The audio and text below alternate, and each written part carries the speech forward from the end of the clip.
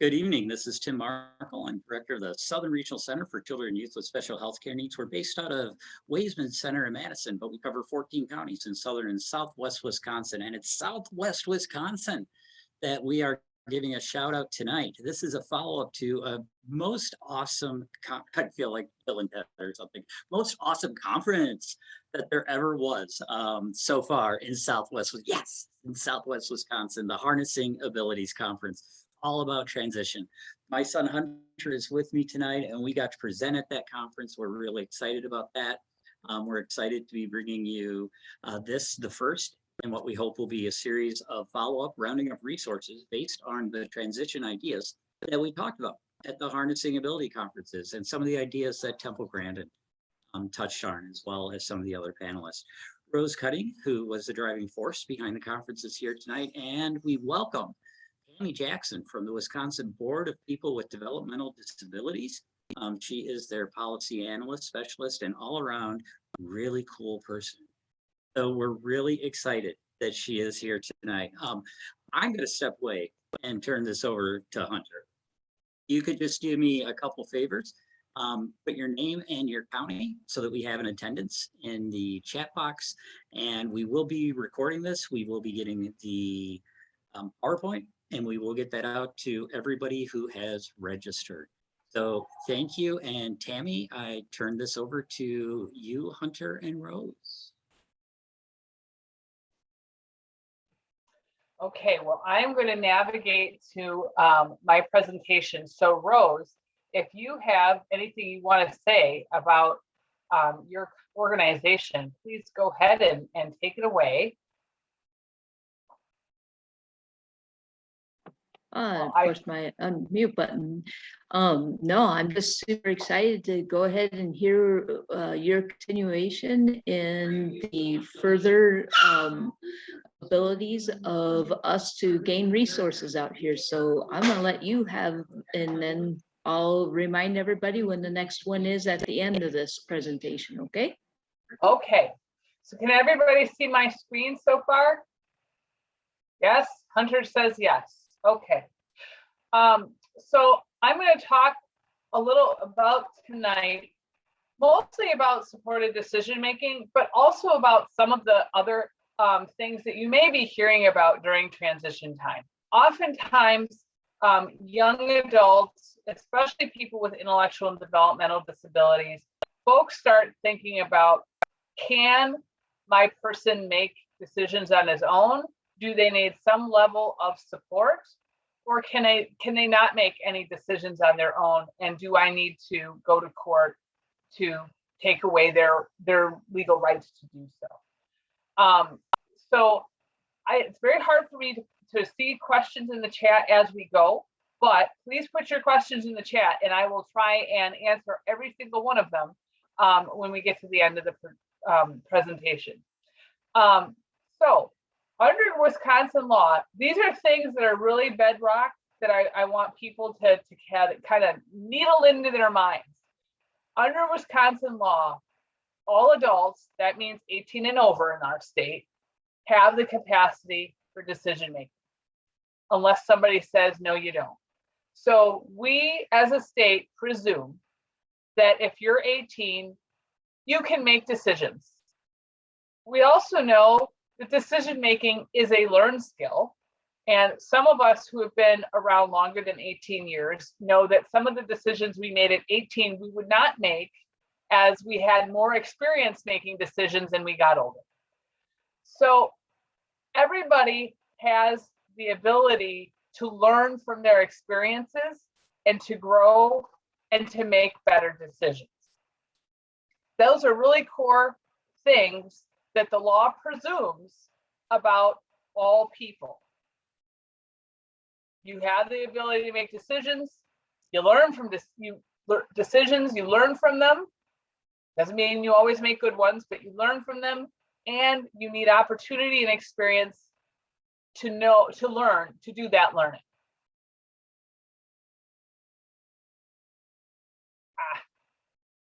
Okay.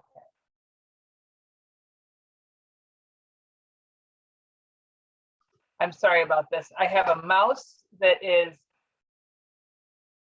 trigger happy. So why do we have a focus on decision making? Why is this a topic that we would be thinking about? You know, people, we in the disability field have this fancy term called self-determination. And what it means is, can you make choices about your own life for yourself? Do you get to choose something as simple as whether you want to leave and go and do something outside of your home and come back? Do you get to choose what you want to have for dinner this evening? Do you get to choose who your friends are and who you want to be around or live with, etc.? These are all examples of pretty basic, but also big choices that people like yourself, like me, can make all the time. And people who are able to make more choices and have more of a say in how their life looks and how and what they are doing tend to be healthier, more independent, more well-adjusted, and frankly safer. Because when you're making your own decisions about your own life, you are invested in doing whatever you're deciding. And most people choose to be more integrated and do more things. Most people want to have interactions with the community, with other people. And through those interactions, you learn things. And you learn what is normal, what is not normal.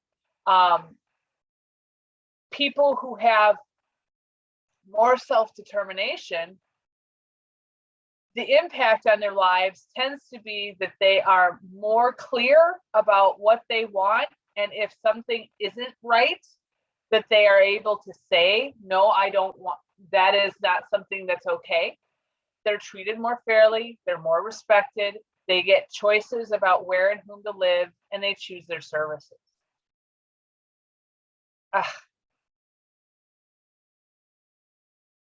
Oh no. I'm trying to get to the slide. There we are. We tend to spend a lot of time on this slide in this presentation. And this is important because I think for many people, especially with transition age youth, what they hear about is, oh, your child is 17 and a half, and that means they're almost 18. And when they turn 18, the law presumes they're an adult. There are lots of kids in high school, by the way, many of them who don't have disabilities, who turn 18 during their senior year. And it's no big deal. They turn 18 and most of them continue to do the same things they did when they were 17 and 364 days old. They keep going to school, they have attained adult status, but they keep doing the things that you would expect a senior in high school to do. And the schools don't make a big deal about the students who turn 18 who don't have a disability, because they just say, here's your book on what it means to be an adult. You're responsible for your own actions. Now you're 18. That whole idea of, okay, there's this magic number. And now that you're that magic number 18, we presume that you are capable of making your own decisions and you're allowed to do so. But that doesn't happen with students with disabilities a lot. And many parents hear, oh, your child is 17 and a half, you should go pursue guardianship, which is the purple column on this kind of continuum of decision making. It's the most restrictive and the most consequential thing that you can do to any human being when it comes to exercising their autonomy, their self-determination, their ability to make their own decisions. And you can see there are 4 other things here on this continuum. But for whatever reason, and if you're a student, especially one with intellectual and developmental disabilities, instead of presuming 18 means you're an adult and you are presumed competent under the law as it would for all people, parents often hear about, oh, you should get guardianship, and that may be all they hear about. So part of what we're doing today is talking about other things that you can do besides guardianship, and also some of the long-term impacts that if you do choose guardianship, you really need to think through.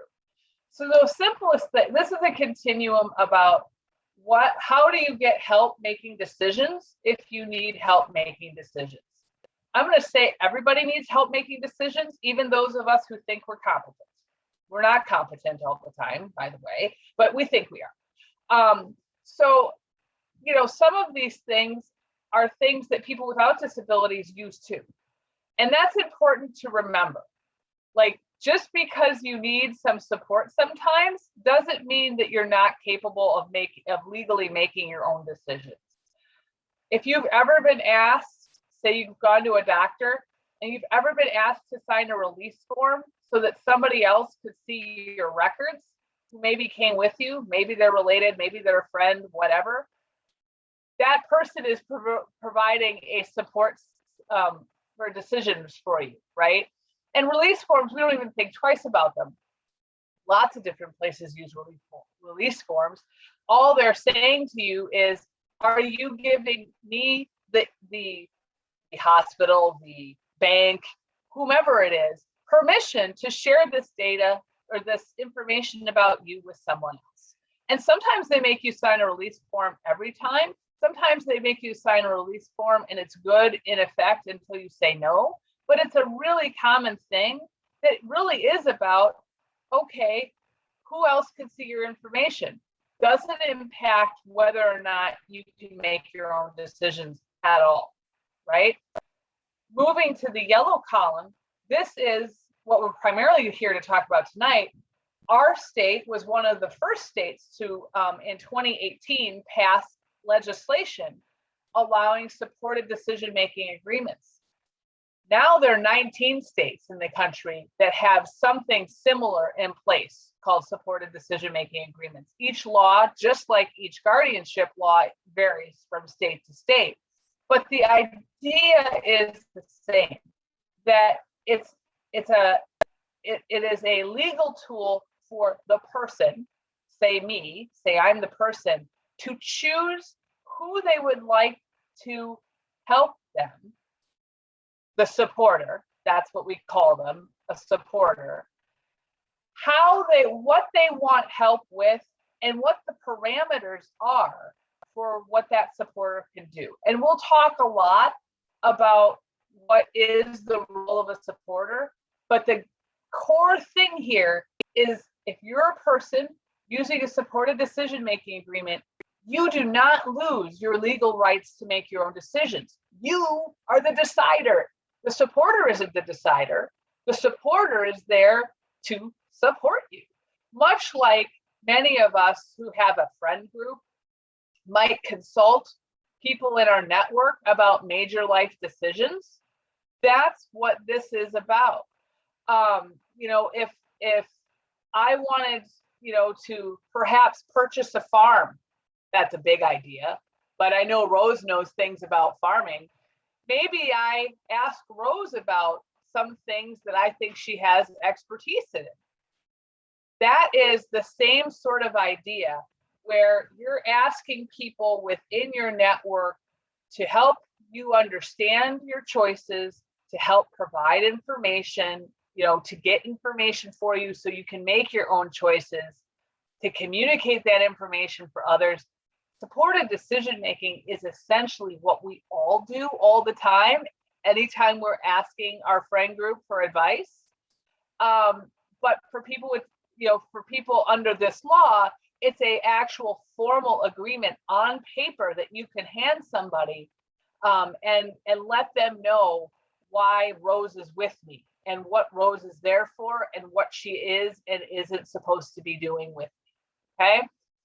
In the blue column, representative payee. This is a little more restrictive, and this is only about Social Security benefits.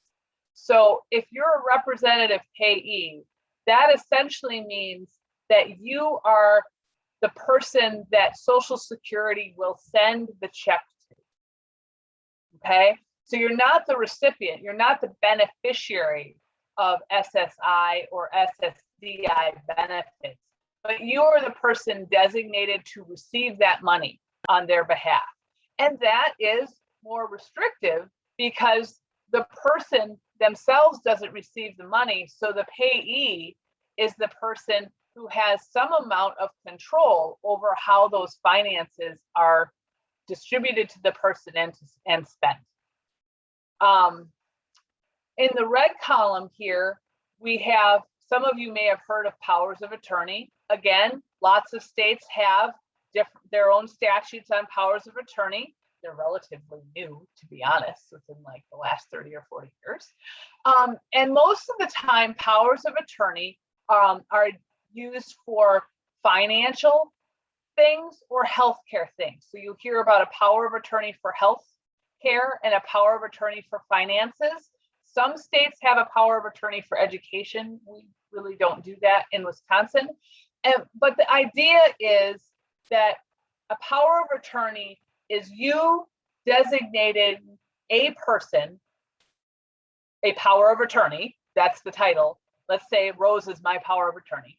She's getting all sorts of authority this today. And that power of attorney can do certain things under certain conditions. So for example, it's a legal arrangement that lets Rose act on my behalf when I cannot do so on my own. And there's a lot of different ways to write a power of attorney. Most powers of attorney, again, are triggered with some series of events. So if you think about a healthcare power of attorney, I may be able to make all of my own healthcare decisions, but if I'm in a coma, then I'm probably not able to make my own healthcare decisions. And then the power of attorney is triggered probably for the length of time when I'm not able to make my own decisions. And when that power of attorney is triggered, Rose is the person responsible for making my medical decisions when I'm unable to do so. There are powers of attorney called durable powers of attorney that give the power of attorney a lot more leeway to act on somebody's behalf without necessarily consulting them at any time. But most are not designed that way. Sometimes when you have somebody who's, you got to really trust your durable power of attorney, it's a little more common with financial powers of attorney than medical powers of attorney. But there are lots of different ways that they can be triggered, that they can be written and triggered under different situations. And now we get to the purple column. Purple column. And now we're talking about either limited or full guardianship. And sometimes full guardianship is called plenary guardianship. Other states sometimes use the term conservatorship. Conservatorship and guardianship are really, they're terms that mean the same thing, even though states have decided to use different words. They mean the same thing. And in guardianship, what you're doing is you're going to a court. You are petitioning the court to find the person that you want to get guardianship over legally incompetent to make their own decisions. And if the court finds that the person is legally incompetent to make their own decisions, what they do is strip that person of their civil legal rights to make their own decisions and transfer those rights to whomever the court decides they're going to appoint as a guardian. So the guardian, the person does not have rights to make their own decisions. It is the guardian that holds that deciding power. And the difference between a limited and a full guardianship is really a matter of degree. So you can have a limited guardianship where maybe the person retains, say, their right to vote or their right to marry or other things, but they don't retain their right to, say, control their own finances or, make medical decisions or other things. I will tell you that in practice, many times people go to the court and they fill out the form, because you know how we all fill out forms. We kind of just fill out everything on the form. The form is actually asking you, do you want to keep or remove certain kinds of civil rights if you're petitioning for guardianship? And a lot of people just fill out the form and remove all their person's rights, and they don't even know it. Like including the right to own a firearm and to hunt and to get a fishing license and other things. So, you know, guardianship is really, it's really a very significant thing to do. And for lots of people with intellectual and developmental disabilities, this is the most restrictive thing that you can do to a person. You are taking away their rights to make decisions about their own lives. And it's permanent. Like you always have to go back to a court to try to get changes, and often they're not done. But it's where a lot of people start first. And what we're saying is there are other options that you can try before you get to a guardianship that often people don't know about. And supported decision-making is one, powers of attorney are another, and you can use something like supported decision-making agreements with powers of attorney. These things aren't mutually exclusive. But it's super hard once you're in a guardianship to make adjustments to it. And we're going to talk a little bit more about you know, some of the consequences to that. Okay, so why pause before considering guardianship? A lot of times families don't realize that once you're petitioning the court to be granted guardianship or to have a guardian appointed, that means the court is actually always the actor in charge of future decisions. So it's a big deal. There's a whole chapter of the statutes on what guardians can and cannot do. There's no training right now for guardians about what you're supposed to do as a guardian. You know, folks kind of get lulled into this sense of, oh, this is just an administrative thing. There's actually a whole bunch of responsibilities that come with it, including reporting to the court annually. And there's the courts are the ones that have oversight over guardianships to make sure that, in theory, that they're being conducted in a way that is in accordance with the state statutes, and that there isn't any overreach or abuse happening. We'll talk about how that isn't actually what happens in a little bit. The other thing that we talk about a lot is, you know, once the court has imposed a guardianship, they made a ruling that the person isn't competent to make their own decisions. And a lot of times they're relying on perhaps a medical record or maybe a diagnosis. You know, they have incomplete information. And for folks who are 17 and a half, when this happens to them, you know, a guardianship, at the point they're making a ruling on guardianship, it is a moment in time. And maybe there are some people at 17 and a half that have reached their full adulting and they have grown into the entire person they're ever going to be in their lives. But there are a lot of people where that isn't the case. That if you were to look at them at age 25, which is when neurologists say your brain is actually mature, or 35 or 45, they might be very different and have different capabilities than the moment in time when the guardianship was proposed. Once imposed, it is extraordinarily difficult, almost impossible, to get the guardianship reversed or even change the terms of the guardianship. It often takes a lot of legal representation because the court's already ruled that the person's incompetent. So you've kind of got to prove that they were incompetent before, but now they're competent. And that's a hard thing to prove. How would you prove that you're more competent now than you were 10 years ago? I mean, you gotta, I don't know how I do it.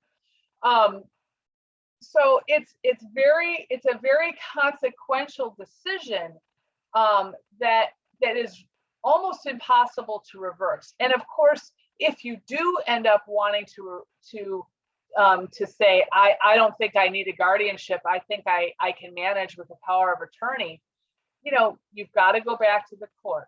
Most of the time, the person under guardianship is not the person who knows what their options are.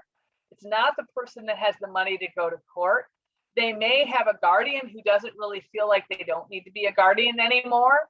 I've had guardians who have wanted to not be the guardian anymore because they think the person is competent, who have had a real tough time. So even when you have the will of the person and the will of the guardian, the money to go back to court and the will to go through that process, it doesn't happen. The other thing that folks sometimes think is that the guardianship order provides some sort of protection. It's a piece of paper. Your person isn't necessarily any safer because that paper exists than if they didn't have it. And I will tell you that lots of times the prejudice against people with disabilities is such that providers and others look to somebody who looks like they don't have a disability and may assume that that person's the guardian, or ask, are you the guardian? And if Rose went with me to the hospital and Rose said that she was my guardian, very few people would necessarily question that. Almost none of them would ask to see the order, and almost none of them would look at that order to see what authority Rose has to make decisions on my life. And I'm not picking on doctors here, because that's true with other providers too. And that means that the deference to guardians lends them to overreaching beyond what the statutes allow them to do sometimes. And once somebody is under guardianship, they know it. They know that they don't have the ability to control certain or all aspects of their life. And you as we've said, if you don't practice decision making, you don't get better at it. So there's kind of a learned helplessness is the term, but there's often, people who are under guardianship, they do know that they're right, that they do not have rights to make certain decisions. And as we've talked about self-determination before, that sometimes can make them less safe, because they don't know when something isn't normal and they're used to having somebody make decisions about them for them.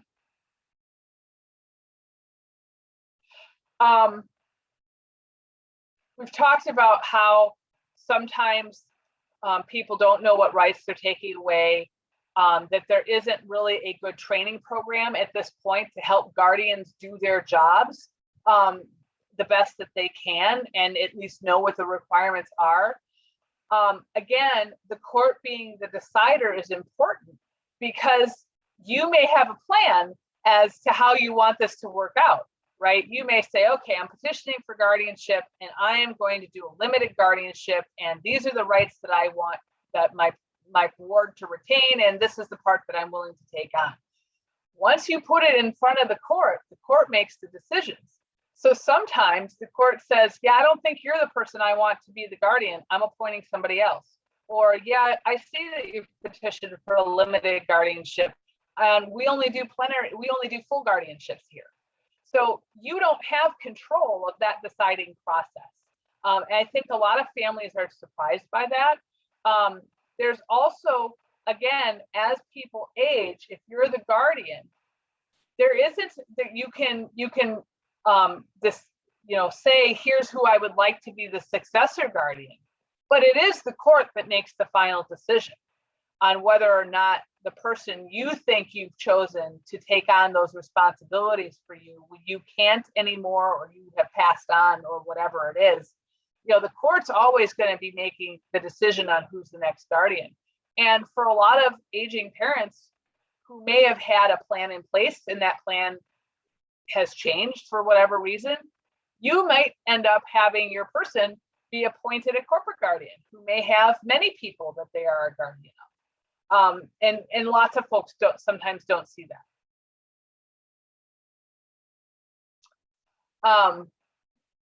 This is just a little graph from current data that says, hey, you know, if you have a guardianship, how many people feel like they have those choices in their lives, right? And you can see that there's an awful lot of people that say, no, that's not true for me. So now we're going to change to Wisconsin supported decision-making law, which is an alternative to guardianship, and talk about what it is and how it works. Like I said, 19 states have now passed some form of this law. This is all about Wisconsin supported decision-making law. Again, based on the principles that we discussed at the beginning of this presentation, everybody can make choices. You can ask for help without giving up your rights to make choices. And people often need help in understanding, making, and communicating their choices. So what is a supported decision-making agreement designed to do? Really a document that helps the person communicate and interact with third parties. Third parties meaning maybe a state agency, maybe a bank or a healthcare agency or some other business service provider. It lets that third party know, oh, you have a supported decision-making agreement. Ding, ding, you are the person in charge. This is your supporter. This is what your supporter's here for, and this is what your supporter's role is. That's what a supported decision-making agreement allows people to do. In Wisconsin, we have a definition within the statute that defines who can use a supported decision-making agreement. It's not everybody, but it's a lot of them. And interestingly enough, every state, we were the fourth state to pass a supported decision-making law. Every state after us has copied some parts of our law, which I'm very pleased about. In fact, some of the states that copied some of our law actually decided that they didn't need to restrict who could make a supported decision-making agreement at all. So in some places, anybody can use a supported decision-making agreement. In Wisconsin, we narrow that a little bit. The definition that's used is anybody with a functional impairment. And no, you don't need to have any medical proof that you have a functional impairment. You're self-deciding whether or not you're a person that has a degenerative disease or a condition that substantially interferes with the ability to do daily living, major life activities, or self-care tasks. People with intellectual developmental disabilities are included in that definition. People with a primary diagnosis of mental health, and people with physical disabilities. So if you have a disability, yeah, you can use this. If you're an older adult, you probably can use this. And if you're not that old, but you have a chronic condition or a degenerative disease, or have something that limits your ability to be fully self-sufficient in self-care or major life activities, yes, you can use this. We were very deliberate to not put in an age, because things happen to people all the time at all sorts of ages. So if you have multiple sclerosis and you're in your 40s, you should be allowed to use this even though you're not particularly old. That's why this definition is as it is, because it's trying to be as expansive to people as possible. You can use these agreements for any type of decision that you deem fit. There is a form that's actually set out in the statute, and the form includes various things you can choose from. But there's also space for other. So if you need help deciding who's the right roofing company for my roof, or who should I use to prepare my taxes, or replace an air conditioner, or, you know, how do I figure out a phone plan? You can use a supported decision-making for that. Supported decision-making agreements are meant to be flexible and updated very easily as somebody's ability to make decisions changes, either increases or decreases. And this is not true of a power of attorney, right? Powers of attorney are primarily about finances and medical care. Supported decision-making agreements cover everything else.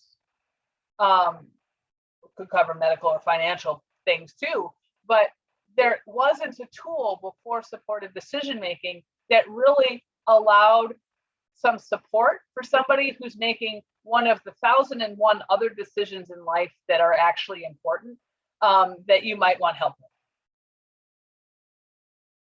with. Okay, this is super important. What do supported decision-makings not do? You don't restrict a person's right to make the decision. The person who is writing the agreement is always the decider. They're always in control of their own decisions. The supporter of that person doesn't gain any new rights. The supporter is there for a very defined role. They don't get to sign contracts on behalf of people. They don't have any authority to make that person's decisions for them. They are there to support that person in the way the person wants to be supported. The supported decision-making agreement puts the person who needs the help in the center and control of defining who and how they want that help. So what do you do if you're a supporter? All right, Rose, you're going to be my supporter. Well, it's really limited under our law to 4 distinct things that I can ask Rose to do for me. I can ask her to get information relevant to my decision area. In other words, Rose doesn't, if I say, Rose, I need your help getting information, that doesn't mean Rose could like download everything there is about me and she gets to like know my taxes and my Facebook feed and all that stuff. But she does get to be able to request information that is relevant to the decision area that I'm talking about. Let's say Rose is helping me with my phone plan, right? So maybe maybe I'm saying, Rose, I need help accessing my online billing. I can't figure that out.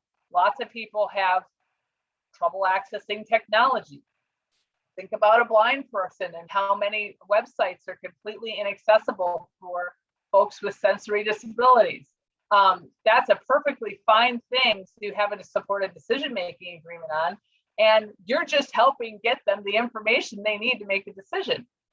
You might be asked to sign a release form, you know, that it doesn't mean the person who has the information doesn't have you sign that. That's fine. But it does mean that, you know, the person is able to have somebody else gather information for them on that decision. So if we're doing a phone plan, maybe it's the billing, maybe it's also comparing different, you know, looking at 3 or 4 different companies and pulling their offers together in one place. That's a lot of work, actually, and it's hard for a lot of people. So it's a really valuable thing.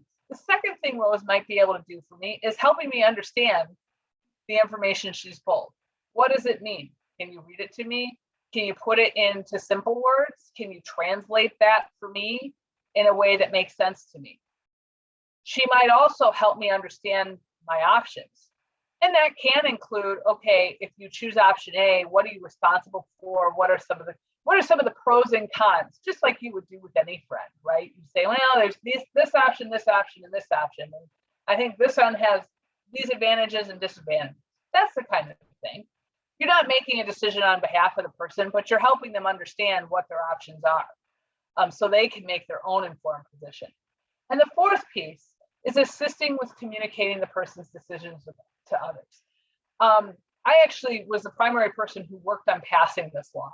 And I will tell you that I underestimated how important that fourth thing was. I thought, well, yeah, that makes sense. We should include that. But I didn't realize exactly how many people, that's all they want. A lot of the folks that I know who have cerebral palsy, for example, where there might be or even autism, where there's nonverbal autism, a lot of those folks, it isn't so much that they don't know exactly what they want and can make decisions, but it's that other people can't understand what those decisions are. So I vastly underestimated the importance of having a person, let's say Rose, who understands how I communicate and is able to kind of play that translation role for me. So if I'm a person with cerebral palsy, where the cerebral palsy has created an impediment, speech impediment, that lots of people aren't familiar with. Any non-traditional communication style that isn't, talking, this is a really important thing for them. So how do we use these supported decision-making agreements? I've already said that the form is actually in the statutes, and we have a link to the form in this presentation. There are several things that are kind of check mark yes, no's on the form already. And it's really the first 6 bullets here. That's part of the standard form. The reason that supported decision-making is so flexible is this last bullet, which says other decisions and has a blank line for you to write stuff down. That essentially means that the supported decision-making agreement is as flexible as the ideas that the person has for the decisions they need help with. And there are lots of folks that would want help on one of the 6 things that are on the form, but this other piece is really what makes it customizable to the unique needs of the person. It's presumed under the law that if you don't check yes, you're not giving permission. So, if you're the person who's filling out the form, it's your agreement. If the box is unchecked, the law presumes that you're not giving the supporter the ability to help you with that kind of decision. I apologize. This is really irritating. So here is the link for where the official form for the state sits. It's housed on the DHS website. Supported decision-making does not require you to have a lawyer. Powers of attorney don't either, but many people choose to go to a power of attorney to have one drawn up because there are so many ways that you can draw a power of attorney up. This is really designed to be something that you yourself can do and that you yourself can change. All right, some other things about supported decision-making. So when do these agreements end? When do they start? It's up to you. We have a whole supported decision-making toolkit that our board has put together with some advice about how you revisit your supported decision-making agreement and make sure that you have a conversation with the supporter you've chosen periodically to see if you need to make any changes. But again, the power of the supported decision-making agreement is you can say this agreement is in effect until we decide not to, that it's not in effect, and either the supporter or the person can say, okay, I can't, I don't need you as a supporter anymore, or supporter, I can't fulfill that role for you anymore. You can specify a date when the agreement ends. And of course, if you're an abusive supporter, the law does say there are terms where it's automatically revoked. We won't spend a lot of time on that, but that is part of the law. Yes, you can have multiple supported decision-making agreements. Just like when you think about your friend network, there are some people who you would ask for advice on different things. I wouldn't ask the same person in my life for advice on what kind of computer system do I need as I do for what kind of tires do I need for my car. I have different people in my life who have more or less expertise on various topics, just like you and I have things we know more or less about. So yeah, you can have multiple supported decision-making agreements and multiple supporters. And you can make those agreements very narrow, that you're only choosing a supporter to help you with a very specific thing. Or you can have one supporter that you really go to for lots of things. That's okay too. You can also, in terms of customizable, if I choose Rose as my supporter and I say, Rose, I want your help with how to do a phone plan, I don't have to give Rose all 4 of the possible roles that she could have. Maybe my only thing I want Rose to do is help me gather information about phone plans. Or I could have her do a little more information and help me understand what my options are. Or maybe I give her 3 things: information, help me understand my options. Or I could do everything. Phone plans, help me get the information, help me understand my options, and help me communicate. You can give your supporter more or less of a role. There are liability protections in the law, mostly so that the person who's receiving the agreement knows that they can rely on that as a legally valid representation of the person's wishes. Anybody who suspects abuse, that the supporter is abusing the person that they're supposed to support, just like you would report anybody else you suspect of abuse or neglect, whether it's a power of attorney or a guardian or a service provider or just Joe Schmo off the street. If you're not a mandatory reporter, you can report that person to law enforcement or adult protective services. And if you are a mandatory reporter, the law already requires you to report abuse, neglect, or financial exploitation to law enforcement or adult protective services. So that doesn't change for you. A few resources. Like I said, we have a toolkit, and I will put that after the presentation in the chat for you.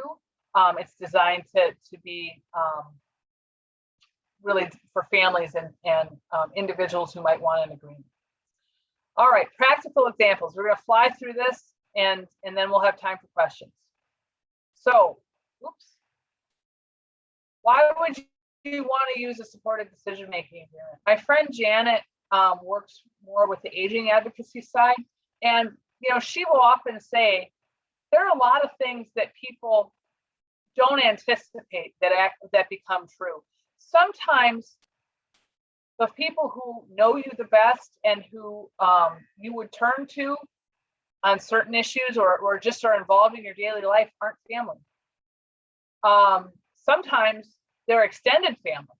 So they wouldn't, maybe it isn't a husband or a child, but maybe it's your Aunt Tilly, for example, who is a person that isn't necessarily, is part of your extended family, but not you're as closely related as some others. Lots of times families can be small. They can be geographically dispersed. There are people who never had families or people whose family members are no longer with them unexpectedly. Supported decision-making agreements ensure that folks who aren't family or who are extended family are recognized, that they have a role under the agreement and what that role is. And that the person has said, yes, I want this person who isn't my son or my daughter or whomever to be with me to do these things. It's really important, especially as we are an aging state and that families are smaller and that people tend to live in different places. And geographically close, Wisconsin's a big state. Like I live in Verona, it's 6 hours to Superior. So you could be in the same state and it's still kind of far away.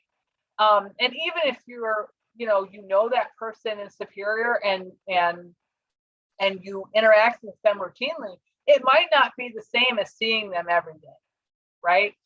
So this recognizes that there is an extended network of people in people's lives that can play a role in helping them, supporting them in making decisions and staying in touch. Important here, a supported decision-making agreement can flex. Unlike a guardianship that is imposed at one point in time and the terms of the guardianship are fixed, a supported decision-making agreement is really easy to change. So if you have one at age 18 and you get more practice making decisions and you get better at it, maybe your supported decision-making agreement shrinks or goes away in certain areas of your life because you don't need the same level of support anymore. Similarly, sometimes people end up needing more support as they age or a disability changes.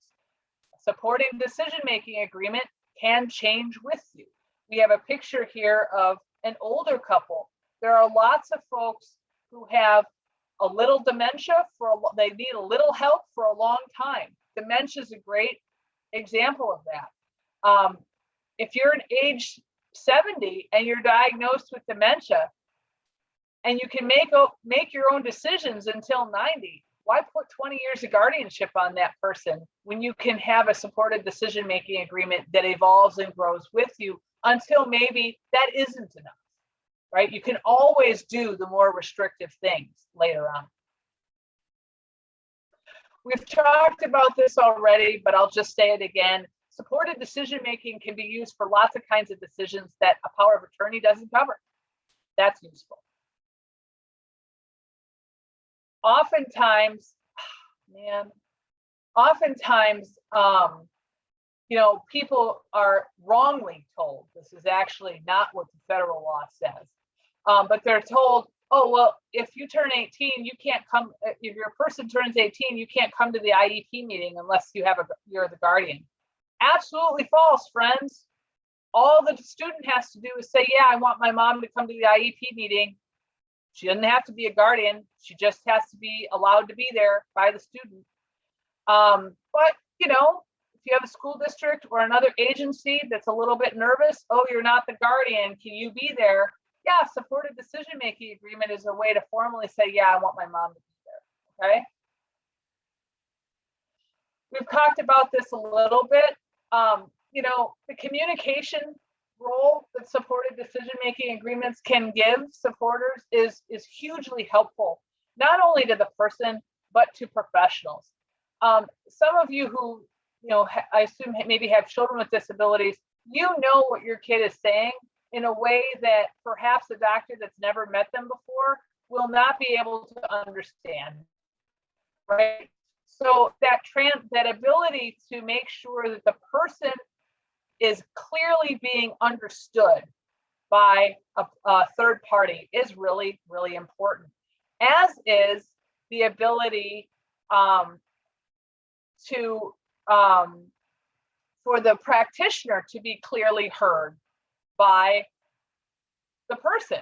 I don't know if any of you have been in a medical appointment where you're sitting around waiting and somebody comes in and they start talking and the doctor talks for 5 minutes and you get to the end of it and you're like, okay, I lost you on acronym 4. And you have to sit there and go, I heard the words that he was saying, or she, and I did not understand any of them. And then you have to kind of parrot it back and forth, right? Well, the other piece is not only are people who are talking fast and who are experts in their own field sometimes unclear to those of us who are not, who are not at the same expertise level, but they are often communicating information that might be emotionally hard or startling. And a supporter can do a lot of work to make sure they're slowing down and translating what the professional is saying into terms and words and things that the person understands. Kind of a reverse translation. And it's critically important because, if you got 5 minutes with the doctor and you don't interrupt them or you don't ask questions, I know that I never understand what's going on.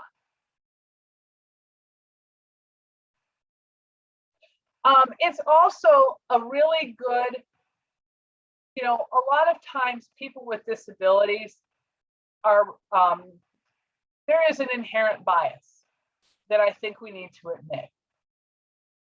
Under law, everybody's presumed to be competent. Why is it that we presume the opposite for people with disabilities? Because we have a bias that says, well, these people actually aren't to be presumed competent. It's the wrong way of thinking under the law, but lots of times it happens. And supported decision-making is a way for that person to say, no, nope, here's the paper. I'm in charge. I'm going to challenge your assumptions that I can't make my own decisions. I'm going to challenge you to be somebody who's going to explain to me in a way I understand what my options are. And I have this person here with me to help you do that. It very much orients the professionals to the person, which is where they should be oriented all the way. So that is the end of my presentation, and I've gone a minute over, and we've lost the person. So if there's any questions, I'm happy to answer it. Otherwise, I'll talk about the Senate Judiciary hearing that was held a couple weeks ago, because I know Tim wanted to hear about that. Okay, I'm wondering, Tami, Tim, you, or Hunter, you guys tell me, Tom, you tell me, should I stop the recording at this point since we're going to share it out with people that weren't here? Fine with me. Okay.